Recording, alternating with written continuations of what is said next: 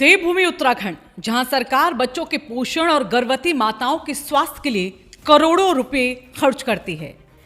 लेकिन जरा सोचिए, अगर वही राशन जो मासूम बच्चों को ताकत देने के लिए भेजा जाता है, वही राशन उनके स्वास्थ्य के साथ खिलवाड़ करने लगे, तो अगर वही आहार जो कुपोषण से लड़ने के लिए बनाया गया है, वही सिस्टम की लापरवाही और साथ ही लालच की भेंट चढ़ जाए तो, और अगर उसी राशन के गोदाम में जहां से पूरे गढ़वाल और साथ ही कुमाऊं के हजारों आंगनबाड़ी केंद्रों तक ये सामग्री पहुंचती है, वहीं बच्चे मजदूरी करते हुए आपको मिल जाए, तो सवाल सिर्फ लापरवाही का नहीं बल्कि पूरे सिस्टम पर खड़े होते। देहरादून से सामने आई एक बड़ी खबर ने प्रशासनिक सिस्टम को झकझोर दिया है, क्योंकि इस बार जो छापा पड़ा है वो किसी आम अधिकारी ने नहीं बल्कि उस डीएम ने मारा जिन्हें लोग ईमानदार और एक्शन लेने वाले अफसर के तौर पर जानते हैं।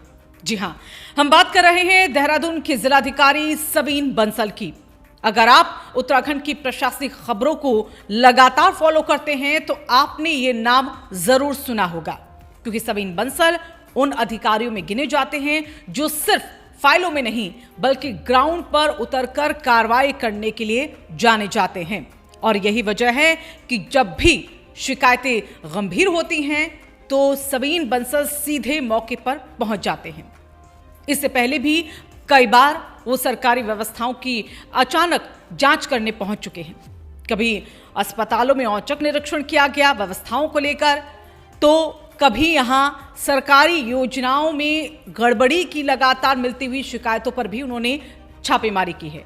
और यही वजह है कि उनके छापों से अक्सर कई चौंकाने वाली जो सच्चाई है वो लगातार सामने आती रहती है।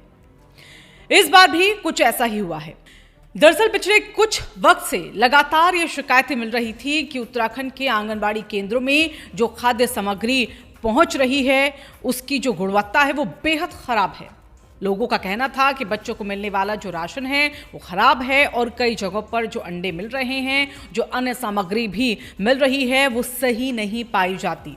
जब शिकायतें लगातार इसको लेकर बढ़ने लगी तो देहरादून की डीएम सबीन बंसल ने खुद मामले की जांच करने का फैसला ठान लिया।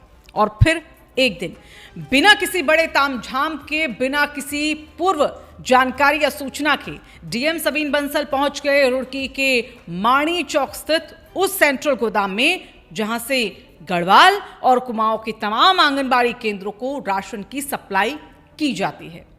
लेकिन जैसे ही डीएम ने गोदाम के अंदर यहां कदम रखा तो जो तस्वीर सामने आई उसने कई लोगों के होश उड़ा दिए। इस दौरान गोदाम में कई तरह की गंभीर अनियमितताएं सामने आई। सबसे पहले खाद्य सामग्री की गुणवत्ता पर सवाल खड़े हो गए। निरीक्षण के दौरान खजूर और केले के चिप्स के जैसे खाद्य पदार्थों के जो पैकेट्स थे उन पर जो मैन्युफैक्चरिंग और एक्सपायरी डेट थी वो संदिग्ध पाई गई। कुछ पैकेट्स पर तो कोई तारीख ही अंकित नहीं थी, लिखी नहीं थी, और कुछ पैकेट्स पर छपी हुई तारीख के ऊपर स्टैंप लगाकर दूसरी तारीख डाल दी गई। यानी सवाल साफ था, क्या बच्चों और गर्भवती महिलाओं के लिए भेजे जाने वाले खाद्य पदार्थों के साथ भी खेल किया जा रहा था?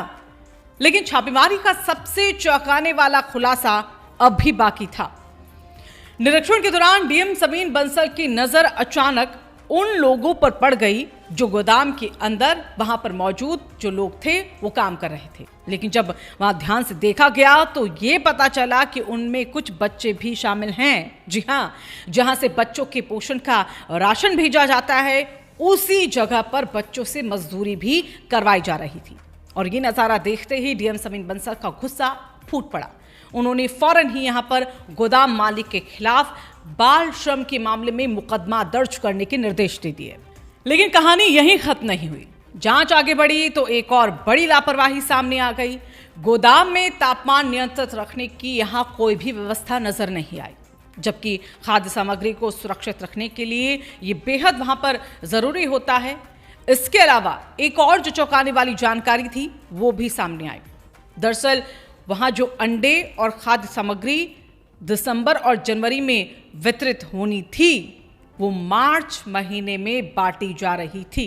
यानी ये समझिए कि कई महीनों पुरानी जो खाद्य सामग्री है वो बच्चों तक पहुंच रही थी, इतना भी ये नहीं है, बल्कि गोदाम में कोई सही रजिस्टर भी वहां पर मेंटेन नहीं किया गया था।